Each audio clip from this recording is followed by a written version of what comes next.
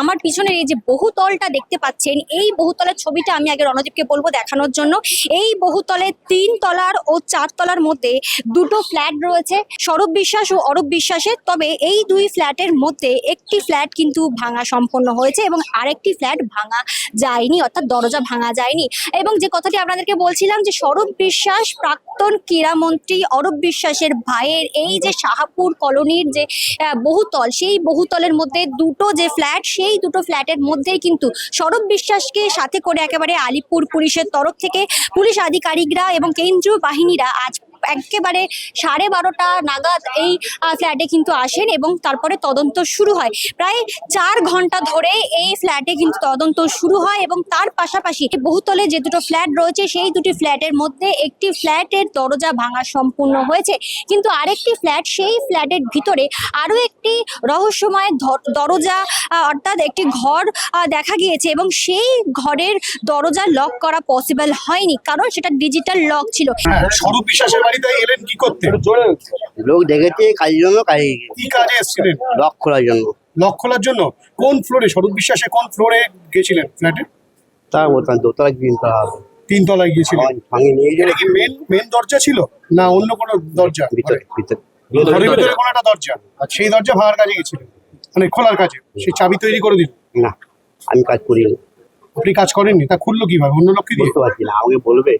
আচ্ছা, কিরকম লক ছিল? এমনি সাধারণ লক নাকি কোনো অ্যাডভান্স লক? অটোমেটিক লক যেটা হয়, অটোমেটিক লক, অ্যাডভান্স লক করা এটা ছিল। আমরা হাতে তৈরি হয় না, আচ্ছা, মেশিনে তৈরি হবে। আর নাহলে ভেঙে থেকে বার করতে হবে। আচ্ছা। এই ভেঙে থেকে বার করতে হলে আমি পারসন নাইলে পাবো না। হ্যাঁ। ওনার জানালাম, বড় বড় অফিসাররা আছেন, হ্যাঁ, তা বলেছে করতে হবে না। এটা তার মানে খোলা যায়নি, ওই দরজাটা খোলা যায়নি। এবং যেটা জানা যাচ্ছে দরজা ভাঙার জন্য কাঠ মিস্ত্রি থেকে শুরু করে তালা খোলার জন্য, কি লকার খোলার জন্য কিন্তু একেবারে লোক নিয়ে আসা হয়েছিল, কিন্তু যেহেতু ডিজিটাল লক করা রয়েছে সেহেতু কিন্তু এই যে দুটো ফ্ল্যাট রয়েছে সেই ফ্ল্যাটের মধ্যে একটি ফ্ল্যাটের দরজা ভাঙা সম্পন্ন হয়েছে এবং আরেকটি ফ্ল্যাট ভাঙা সম্পন্ন হয়নি। আমাদের ডেকেছিল, একটা দরজা লক ছিল, সেই দরজাটা খোলার কথা বলেছে পুলিশ থেকে, আমরা দরজাটা খুলে দিয়েছি। আর এর বেশি আমরা কিছু জানি না। ঘরের দরজা না লকার? ঘরের দরজা। কার বাড়ি কি ব্যাপার আমরা কিছু জানি না। কত নম্বর ফ্লোরে? ঘরের দরজা ওর 4 তলায় লক ছিল, লকটা ওটা আমরা খুলে না, দিয়েছি। আমরা কার্ড মিস্ত্রি এসে গেছিলাম। আর কিছু না, মোটা লকটা খুলে দিয়েছি। এবং আপনারা জানেন যে স্বরূপ বিশ্বাস, যার বিরুদ্ধে কিনা একাধিক অভিযোগ, টলিউডের একেবারে যাকে একেবারে সর্বসর্বা বলা হতো, সেই অরূপ বিশ্বাসের ভাই স্বরূপ বিশ্বাসকে আজকে কিন্তু 12টা থেকে 12:30 নাগাদ এইখানে তল্লাশি শুরু করা হয় এবং তাকে একেবারে সাথে করে নিয়ে আসা হয়। তার বিরুদ্ধে যে অভিযোগগুলো উঠে এসেছে, তোলাবাজি থেকে শুরু করে থ্রেড কালচার থেকে শুরু করে একাধিক অভিযোগ, পালা বদলের পর একেবারে সরাসরি মুখ খুলতে শুরু করেছে বহু মানুষ এবং টলিউডের বহু অভিনেতা অভিনেত্রীরা। সরাসরি সেই ছবি যেমন আপনাদেরকে দেখাচ্ছি, তার পাশাপাশি টানা 4 ঘন্টা তল্লাশির পর এখান থেকে স্বরূপ বিশ্বাসকে বের করে নিয়ে যাওয়া হচ্ছে। টলিউড ইন্ডাস্ট্রি এখন তৃণমূলে তো আপনি বলুন।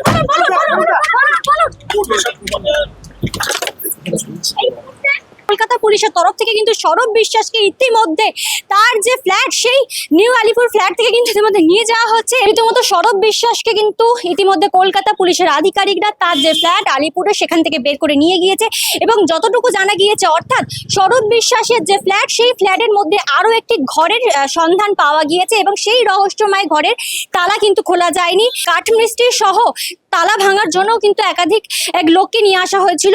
সেই রহস্যময় ঘরে কি রয়েছে সেই নিয়েও কিন্তু একটা প্রশ্ন রয়ে গেছে। সব মিলিয়ে আজকে কলকাতা পুলিশের তরফ থেকে স্বরূপ বিশ্বাসের বাড়িতে টানা তার 4 ঘন্টার তল্লাশি চলে এবং সেখান থেকে তদন্তের কোন দিকে গতিবেগ নেয় সেই দিকেও কিন্তু এখন দেখার। ক্যামেরায় রণদীপের সঙ্গে প্রিয়াঙ্কা পাত্রের রিপোর্ট, দ্য ওয়ান নিউজ।